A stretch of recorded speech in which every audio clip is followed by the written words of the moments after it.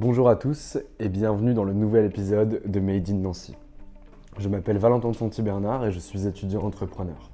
J'ai décidé de créer ce podcast pour vous faire découvrir des personnalités importantes de la ville de Nancy pour que vous puissiez être inspirés par leur parcours. Et aujourd'hui, c'est avec Thibaut Serbi que nous avons discuté. Thibaut, c'est un mec super qui est venu du bas de l'échelle et qui a réussi à grimper jusqu'à la tête de la société dont il est aujourd'hui le directeur général. Thibaut travaille chez Central Finance et est en train d'accomplir des choses merveilleuses avec son groupe. J'espère que cette conversation va vous permettre de vous inspirer et vous donnera envie de suivre le même chemin que lui. Je vous souhaite une excellente écoute. Surtout, n'hésitez pas à nous suivre sur nos pages Facebook et Instagram et dites-nous ce que vous en pensez. Bonne écoute. Donc j'ai l'honneur aujourd'hui d'être accueilli chez Thibaut Serbi qui a bien voulu me recevoir pour cette interview dans le cadre de Made in Nancy. Donc salut Thibaut.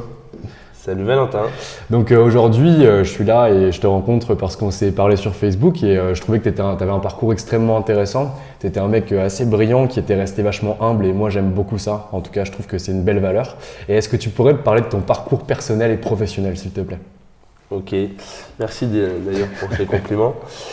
Donc mon parcours, moi j'ai fait un DUT technique de commercialisation suite un bac ES que j'ai réalisé à Pont-à-Mousson. Donc mon DUT, je l'ai fait à Metz sur 2 ans et suite à ce DUT-là, j'ai intégré à 19 ans l'entreprise Central Finance qui est spécialisée dans le regroupement de crédit.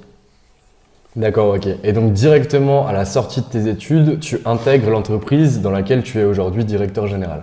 Tout à fait.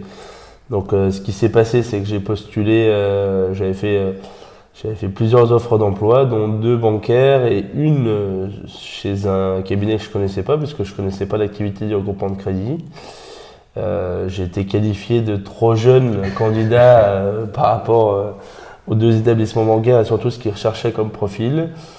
Et c'est Jean-Marie Persson, le fondateur de Central Finance, qui m'a fait confiance. Donc j'étais fraîchement diplômé, 19 ans. Donc je suis rentré sur le centre d'appel de Central Finance. À l'époque, donc c'était en 2004, on était 17 collaborateurs. J'ai fait quelques mois sur le centre d'appel où on préqualifie toute une série de prospects pour fixer des rendez-vous à des commerciaux dans le but de leur trouver une solution en groupement de crédit. Et cela à travers toute la France. Aujourd'hui, moi j'ai connu plusieurs postes dans l'entreprise, puisque depuis le centre d'appel, j'ai fait un poste de commercial à distance sur un plateau où on gère tous les départements de métropole où on n'a pas d'agence physique. Donc je te prends un exemple comme la Corse, on n'a pas d'agence en Corse, on aimerait bien, mais pour l'instant on n'en a pas. Donc c'est géré depuis Nancy. Donc on a une vingtaine de départements comme ça, et puis on a un réseau d'agences également sur tout le territoire, où j'ai occupé la fonction de responsable de clientèle au sein de l'agence de Nancy également durant mon parcours. Donc j'ai fait à peu près 2 mois de commercial à distance. 2 ans de commercial à distance et puis 3 à 4 années de commercial itinérant sur le terrain, sur toute la zone de chalandise de Nancy. Et suite à plusieurs succès sur ces fonctions-là, Jean-Marie m'a confié la fonction de directeur commercial. J'avais environ 24 ans, 25 ans. Ah oui, donc t'étais jeune. Donc avec tout ce que ça comporte au niveau de l'essuyage de plâtre, puisque la fonction était aussi créée dans le groupe, ça n'existait pas avant, avec des commerciaux que j'étais amené à diriger alors que j'étais leur collègue, voire leur N-1 sur les années précédentes. Donc ça apprend pas mal de choses sur la vie en collectivité, la vie en entreprise. Et puis depuis maintenant 2015, j'occupe la fonction de directeur général au sein de Central Finance. Et en parallèle de ça, j'ai eu la chance de pouvoir m'associer donc avec le fondateur sur différents projets dans le groupe pour étoffer le nombre de collaborateurs. Aujourd'hui, le groupe Prémista, il y a 510 collaborateurs dans le groupe en 2019. Et donc en 2004, toi, quand tu es arrivé, Central Finance, c'était 17 personnes. Voilà, Donc il y avait une structure, énorme. 17 personnes, avec des commerciaux et puis des assistants. Donc toi, si on reprend le cursus, en fait, tu as eu 3 postes de commerciaux différents. Au premier, en prospection téléphonique, le deuxième à distance et le troisième itinérant. Donc là, tu as réellement pu acquérir les bases du commerce et vraiment intégrer le métier de façon opérationnelle. Tout à fait. Et donc après, tu es propulsé à la tête d'une équipe de commerciaux et là, ton métier change quelque peu parce que finalement, tu étais uniquement commercial entre gros guillemets et après, tu vas faire du management. Donc de gens qui sont aussi plus âgés que toi et plus expérimentés que toi suite à ce que tu viens de me dire. C'est ça. Et donc là, comment tu le vis? Je le vis, c'est un peu l'aventure hein, puisque j'aime ça, j'aime les défis. Donc ça me rappelle le premier client que j'ai rencontré sur le terrain, puisque j'avais à peu près 20 ans, j'avais quelques bases financières, mais j'avais ma calculette, mon crayon de papier, ma feuille, et puis je me suis retrouvé face à un couple qui avait 45 ans, quelques difficultés financières, et on apprend sur le tas. Donc ce métier-là, déjà, je l'ai appris sur le tas.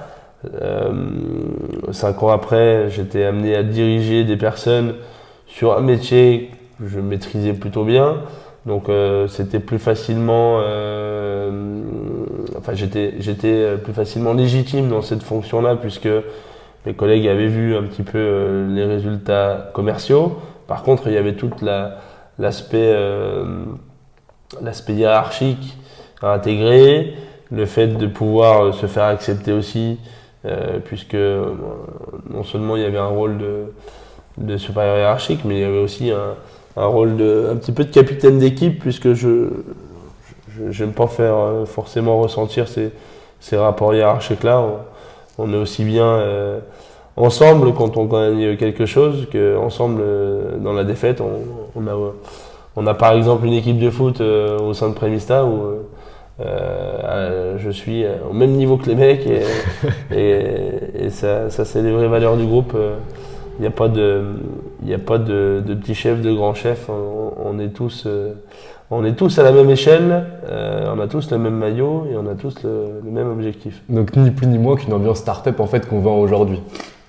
C'est ça. Alors, un peu plus structuré. je dis souvent, j'ai pas eu la chance de connaître la vie étudiante, puisque je suis sorti rapidement du cycle scolaire, 19 ans. Donc j'ai un petit peu vécu cette période-là sur Central Finance avec l'esprit start-up, du jeune dynamique et tout ce qui va bien, et avec le cadre qui nous était fixé, avec un métier qui se légiférait au fil des années. Ça a permis aussi un certain écrémage de la profession, puisqu'il y avait beaucoup d'acteurs qui se lançaient comme ça à faire du crédit un peu n'importe comment.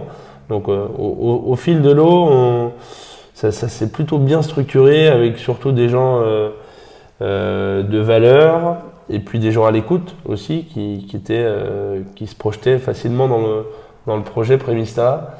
Et aujourd'hui, ces personnes-là sont aussi sur des postes à responsabilité. Donc le projet intégral, il est vraiment beau. Ouais, bah oui, c'est ce que je peux comprendre et c'est ce que tu véhicules aussi à chaque fois que je peux te voir et que je peux discuter avec toi. C'est vraiment important pour toi, c'est des valeurs aussi de confiance et de famille que tu peux avoir. Parce que, dis-moi si je me trompe, mais il me semble que toi, quand tu as pris la tête ou quand tu as évolué au sein de Central Finance, tu as placé certains de tes amis d'enfance avec lesquels tu as grandi à des postes importants dans cette boîte. Alors, je les ai pas placés, Pardon. C'est-à-dire que j'avais des personnes dans l'entourage qui étaient sur plus des impasses professionnelles. Ils voyaient un petit peu le groupe s'étoffer. On avait besoin de recrutement à l'époque. On les a mis sur des fonctions commerciales qui sont un peu des fonctions test au départ chez nous. Et puis après, ils ont pu prendre la responsabilité de certains projets. Mais j'ai pas que des réussites hein, dans ce schéma-là. J'ai aussi un échec, hein, parce que celui qui n'a pas d'échec, je considère que c'est un menteur. C'est vrai. Mais globalement, ça c'est pas évident de travailler soit avec la famille, avec les amis, mais on sait cloisonner les sujets et comme je le dis, on tire tous dans le même sens, donc on a chacun sa feuille de route. Et puis encore des belles années devant nous. Ben, j'espère bien. Et donc, est-ce que tu pourrais revenir sur le passage? Parce que tu me dis que tu deviens directeur commercial à un moment, donc Jean-Marie Pierson te fait confiance, et là, tu deviens directeur général du groupe. Enfin, pas du groupe, pardon, de Central Finance. Ouais, c'est ça. Donc là, tu sors de ta zone de confort et tu as un panel de tâches supplémentaires qui viennent s'ajouter dans la boîte. Comment tu fais? C'est ça. Alors, la fonction de directeur commercial était assez simple, je dirais, au départ, dans le sens où c'était l'équivalent d'un superviseur une quinzaine de collaborateurs. Après, entre 2008 et 2015, ça s'est pas mal structuré avec du management intermédiaire, avec des directeurs régionaux, avec tout un staff qui m'a accompagné dans l'évolution de la structure. Et puis, Jean-Marie devait prendre la présidence du groupe, puisque entre-temps, on avait monté pas mal de projets, réalisé aussi des croissances externes. Donc, il était naturel de basculer après 6 à 7 ans de direction commerciale sur cette fonction de directeur général. Après, on a des fonctions support qui sont ultra étoffées sur le groupe Prémista. Donc, on a pas mal de fonctions support de ce type-là qui sont au niveau et qui nous apportent un confort de travail, quel que soit le sujet mené. D'accord, je pense que c'est une belle réussite. Et qu'est-ce que tu penses de ton nouveau poste par rapport à l'ancien que tu occupais? Est-ce que tu as réellement acquis beaucoup plus d'expérience avec ce poste-là? Bon, j'ai acquis de l'expérience tout au long de l'évolution. Après, c'est pas forcément ce qui m'habitait quand j'ai démarré. Moi, j'aime bien les défis, j'aime bien la relation client, le commerce, etc. Après, c'est plus à cette heure-ci des challenges intellectuels et l'ascenseur social chez nous qui fonctionne plutôt très bien. C'est ces challenges-là que je souhaite mettre en avant, parce que la fonction de directeur général dans son bureau, l'image du chef d'entreprise, je suis plus et je tiens à les garder, plus un homme de terrain, au contact des équipes, au milieu des équipes, et puis aller toujours chercher à renverser des montagnes en permanence. Ouais, c'est vraiment l'exemple même de la méritocratie. Et donc, pour en revenir au cœur de métier de Central Finance, est-ce que tu peux me parler de ce qu'est vraiment l'intermédiaire de crédit, le regroupement de crédit et le métier d'intermédiaire que vous pouvez avoir? Alors, l'intermédiation au crédit, ça consiste en plusieurs choses. On a une typologie de clients que je vais appeler plus une clientèle budget, qui ont un taux d'endettement supérieur à 33%. Donc ça aussi entre 40 et 80%. Au-delà, c'est plus vers la Banque de France que ces gens-là s'orientent. En tout cas, les personnes qui sont entre 30 et 80% d'endettement avant notre intervention ont contracté 3 crédits ou plus et ont un déséquilibre plus ou moins important par rapport à leurs revenus. Donc notre but, nous, c'est de faire état de la créance qu'ils ont contractée auprès de différents établissements de crédit, et puis de réadapter la mensualité par rapport à leurs revenus. Donc forcément, il y a un aspect d'allongement de durée, puisque lorsqu'ils ont emprunté 40 000 €, on ne peut pas leur faire disparaître à la moitié de leur dette, c'est pas possible. Donc on a une certaine gamme de produits qui peut aller jusqu'à 35 ans d'étalement, avec des taux. Alors on a souvent des préjugés sur les taux de regroupement de crédit. Je tiens à signaler qu'on a une différence de à peu près 0,5 points avec ce qui se passe sur du prêt à la conso ou du prêt IMO. Donc on n'est pas dans des taux à 19%, etc. Ça existait sur du crédit renouvelable il y a quelques années. C'était sur le revolving qu'on pouvait trouver ça. Exactement, mais c'est pas ça le regroupement de crédit. On a un mandat d'intermédiation, donc une commission de courtage réellement par rapport aux besoins du client, mais on ne gagne pas d'argent sur le taux. Donc, quel que soit le taux, la commission de l'intermédiaire ne varie pas. Donc, nous, ce qu'on cherche, c'est une solution par rapport à la problématique client rencontrée. Donc, ça, c'est pour la clientèle que je vais qualifier de budget. Et ensuite, on a une clientèle aussi de projet où, on le voit, le prix de l'immobilier est assez important. Lorsqu'on fait un crédit immobilier, on est souvent endetté à 30-33% de son revenu. Dès l'instant où on achète 1 à 2 voitures, C'est fini. très rarement on l'achète cash, donc on fait appel à un établissement de crédit. Et là, on bascule dans la cible du regroupement de crédit.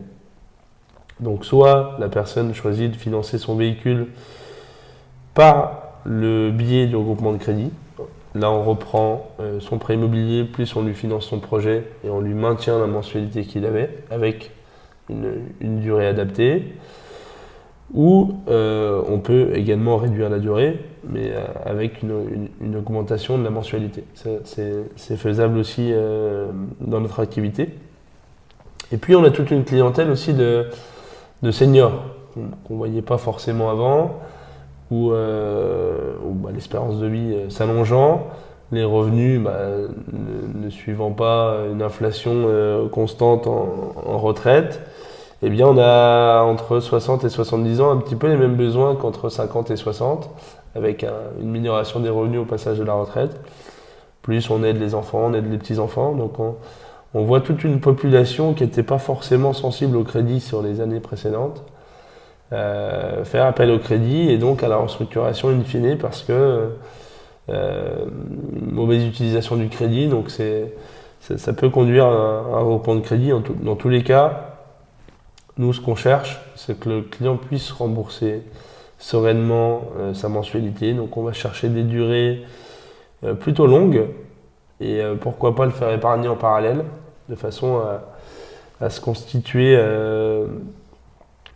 un matelas de sécurité pour faire face à l'imprévu ou financer du concret, un véhicule ou des projets futurs, sans retomber dans la spirale du crédit. Et alors du coup, comment les personnes, désolé je t'interromps, mais comment les personnes de 60 à 70 ans vous faites pour les assurer derrière? Vous vous occupez absolument pas de ça? Absolument, si. D'accord.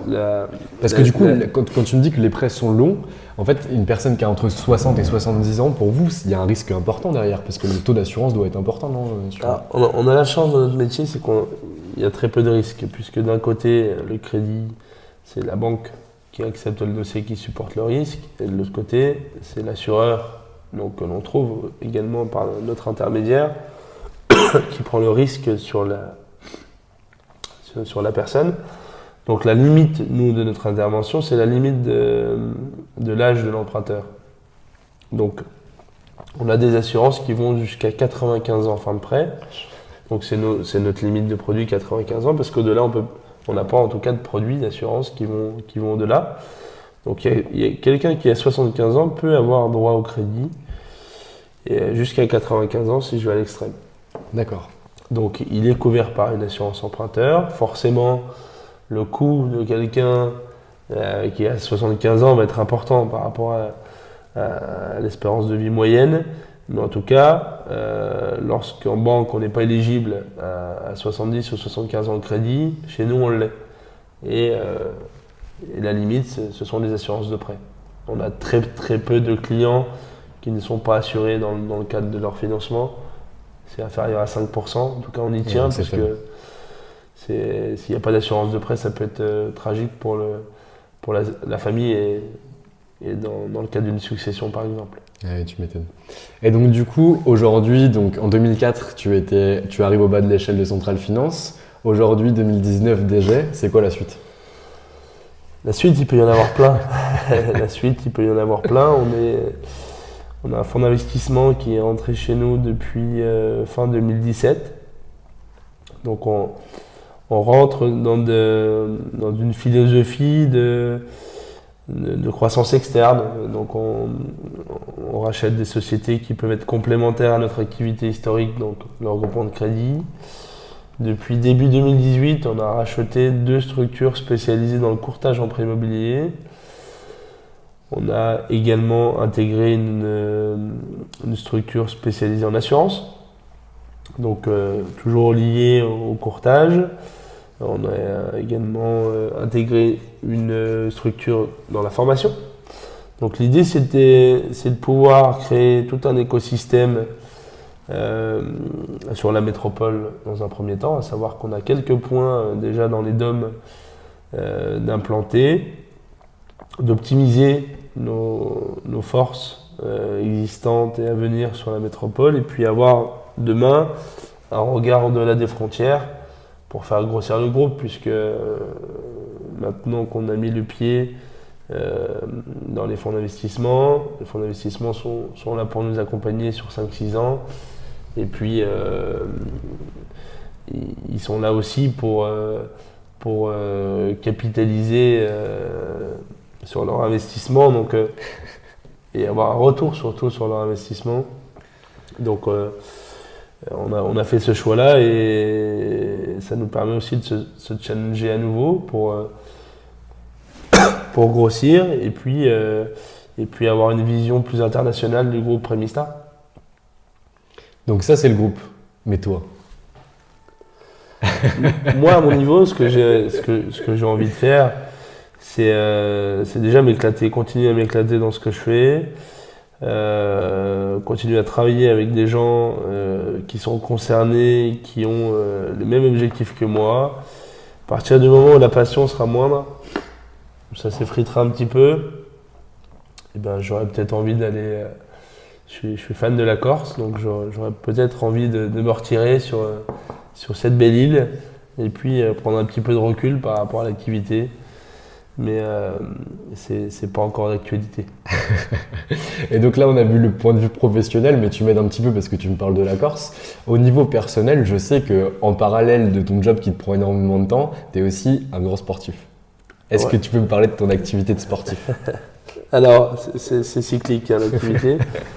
J'ai toujours fait du sport gamin. J'ai joué au foot longtemps à Pagny-sur-Moselle. Qui est une super équipe en plus. Qui est une super équipe, et qui est un super club. C'est un petit peu les valeurs que l'on a dans le groupe. On a cet esprit de famille, cet esprit de compétition saine, et toujours viser plus haut. Donc je me suis servi de cette école-là, hein, pour la retranscrire dans la boutique. J'ai fait aussi, j'étais 5 années pompier à Pont-à-Mousson. Là aussi, c'est une super école de la vie en collectivité, dans le sport, dans l'entraide, dans toutes les valeurs qui vont bien pour mener à bien son projet entrepreneurial. D'ailleurs, il y a beaucoup de footeux ou de pompiers qui sont dans l'entreprise à cette heure-ci, puisque les valeurs sont très très proches. J'aime me faire mal, donc j'aime les grands défis, hein. On parlait de la Corse avec le GR20, ça c'est une super expérience à faire. On fait l'étape du Tour avec plusieurs amis, donc c'est toujours l'étape du Tour de France la plus dure chaque année qu'ils choisissent. Et puis on est 16 000 hein, à s'élancer sur l'étape du Tour, donc ça dure, c'est une journée. Après pour les meilleurs ça dure 6 heures, pour les moins bons ça dure 12 heures. Donc on est toute une journée sur le vélo à faire entre 170 et 190 km en montagne. Là, je me suis engagé sur le marathon mi-avril parce que j'aime bien les défis, hein. J'avais atteint il y a peu 100 kg, donc il faut pouvoir se remettre en question de temps en temps, et puis se lancer des défis qui font mal. Donc une grosse préparation, parce que pour notre activité, on a besoin d'avoir une bonne condition physique. C'était la question que j'allais te poser, c'était pourquoi autant de sport? Est-ce que vraiment le sport ça t'apporte quelque chose, et tu viens de répondre à la question? Au quotidien, on a une pression ambiante, hein, forcément. Lorsqu'on a, à cette heure-ci, il y a 500 collaborateurs dans le groupe, il y a plein de projets, forcément la pression elle est permanente. Donc d'avoir cet oxygène qui vient du sport, plus les valeurs que véhicule le sport, après quel que soit le sport que l'on pratique, ça apporte plein de bienfaits au quotidien. Et en termes d'alimentation, du coup, est-ce que tu opères une particularité? Est-ce que tu manges sainement justement pour allier le sport avec la nourriture saine? C'est justement ce qui fait un petit peu défaut. Il y a eu pas mal de sorties sur la décennie précédente. Et l'alimentation qui n'était pas des plus saines. Donc j'avais conservé un gros rythme sportif pour compenser tous ces excès-là. Là, je me retrouve un petit creux dans la condition physique. Donc je fais des choix alimentaires et puis je remets une seconde couche dans l'entraînement pour revenir au niveau que j'avais il y a 2-3 ans. Bah alors là, vous voyez pas Thibaut en fait, mais Thibaut, il est pas du tout gros ou quoi que ce soit. Il est grand, il est assez élancé, donc je sais pas quand tu disais qu'il faisait 100 kilos. Et tu mesures combien? Je mesure 1m82 pour 98 kilos. Oui, mais il reste baraque, hein. C'est du mensonge pur jus à l'appareil. Bon, est-ce que tu aurais des conseils à donner à des entrepreneurs qui veulent se lancer ou des jeunes qui sont en train de créer leur boîte, parce que c'est un petit peu la population qui écoute Made in Nancy. Donc qu'est-ce que ce serait pour toi les conseils fondamentaux? Conseil fondamental, déjà, c'est croire en soi. Si une passion vous habite, allez jusqu'au bout. Je vous ai dit tout à l'heure, j'ai connu l'échec. Celui qui ne connaît pas l'échec ne réussit pas, pour moi. Après, c'est aussi, si vous êtes plusieurs dans le projet, c'est avoir des gens de même valeur et de même histoire. Parce qu'on peut avoir des décalages liés à notre éducation, liés à notre écosystème et notre environnement social. Et ça, c'est assez difficile à compenser. En tout cas, quand je regarde ce qu'on fait sur Prémista, on a les mêmes origines sociales. On a les mêmes valeurs, on a pas mal de points communs. Ça c'est pour l'aspect foi. Après, ce qui fonctionne aussi très bien chez nous, c'est qu'on est hyper complémentaires. Il n'y a pas de, on est à sortie 3 associés, donc on est tous, on maîtrise un pan de. Il y en a un qui maîtrise plus le commerce, l'autre le juridique, l'autre plus l'être humain. Mais chacun reste dans sa mission, chacun joue son rôle, chacun n'empiète pas sur l'autre. Il n'y a pas d'ombre qui viennent de l'un ou de l'autre, chacun n'essaie pas de tirer la couverture à soi. Et puis, ce qui nous donne aussi la foi, c'est les collaborateurs et ce qu'on transmet aux collaborateurs. Moi, ce qui me porte, c'est les collabs au quotidien où on sent que dans leurs yeux, ils peuvent être nos remplaçants de demain. Ça, c'est ce qui m'habite. C'est vraiment, personne n'est attaché à son siège. C'est qu'ils peuvent nous pousser vers la sortie. C'est ça qui m'apporte. Donc ta vie, c'est le challenge, quoi. Ma vie, c'est le challenge. Donc croyez en vous. Croyez en vous, que vous soyez sportif ou non, ça n'a rien à voir. Mais en tout cas, chaque projet mérite de voir le jour. Et puis après, c'est des vents favorables qui peuvent constituer des tremplins, des événements de marché, des événements conjoncturels. Mais en tout cas, pour celui qui bosse, et celui qui bosse bien, il y a toujours de la place.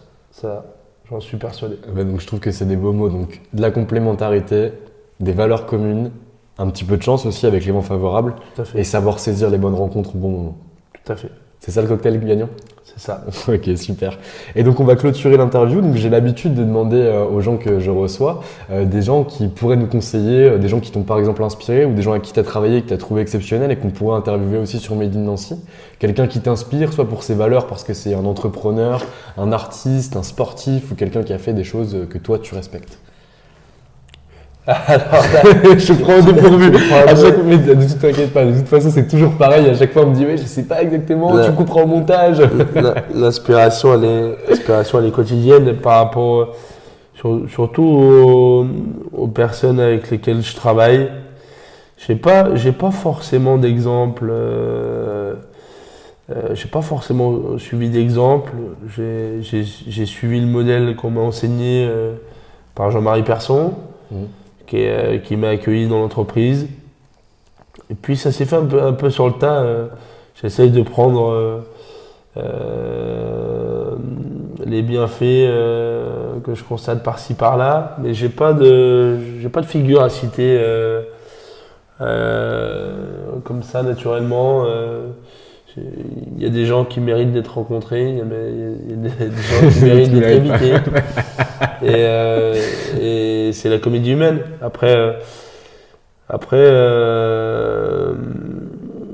je suis assez solitaire avec les défauts que ça peut comporter parfois sur des formes de communication, etc. Mais en tout cas, on essaie d'apprendre un maximum sur le tas, puisque on a toujours fonctionné comme ça, mais en tout cas, toutes les décisions, toutes les réflexions, elles sont faites de manière collégiale. Et je pense qu'on s'inspire les uns des autres au sein du groupe. Je dis pas qu'on est dans une secte, mais ça, au fil des rencontres, j'ai pas de personne que j'idolâtre particulièrement. Par des Steve Jobs, des gens j'aurais du mal à l'interviewer. Des gens qui sont un peu visionnaires, mais sur des entrepreneurs anciens, etc. Ouais, non, pas vraiment. J'ai pas de nom à te... Ça marche. Et du coup, si quelqu'un veut te contacter pour avoir des conseils, peut-être travailler chez Central Finance ou savoir te suivre et voir ce que tu fais un petit peu, est-ce qu'il y a la possibilité de le faire via un réseau particulier ou une adresse mail? Alors ça m'intéresse. Ça m'intéresse parce que si vous cherchez un job, on est en recrutement permanent parce qu'on est en croissance permanente. Donc on a un site Central Finance avec un espace dédié au recrutement, avec différents postes à la clé. Donc n'hésitez pas à recruter, l'aventure elle est belle, elle mérite d'être vécue. Et puis on cultive le dynamisme chez nous. C'est les jeunes qui portent le modèle. Donc on a plein d'ambitions et on accueille un petit peu des gens de tout horizon, même sur de la reconversion professionnelle. On n'a aucun tabou sur le cursus des personnes. On dit souvent venez comme vous êtes et puis après on vous apprendra le métier, soit ça colle pas, mais en tout cas il n'y a pas de barrière spécifique à l'entrée, si ce n'est un diplôme minimum plus orienté commerce, du bac plus 2, mais pas d'exigence très forte sur le curriculum vitae. Et la preuve de ce que dit Thibaut, c'est que Thibaut a commencé tout en bas et que maintenant il est tout en haut, donc croyez à ses mots et je pense que c'est vrai. Eh bien écoute Thibaut, je vais te remercier pour l'intégralité de ce que tu as pu nous dire et de ce que tu as pu transmettre et te remercier aussi de m'avoir accueilli pour cette interview. En tout cas, je te souhaite le meilleur pour la suite, que tout se passe comme tu veux et peut-être qu'un jour on se reverra en Corse. Eh bien merci Valentin, un plaisir, t'es bienvenu.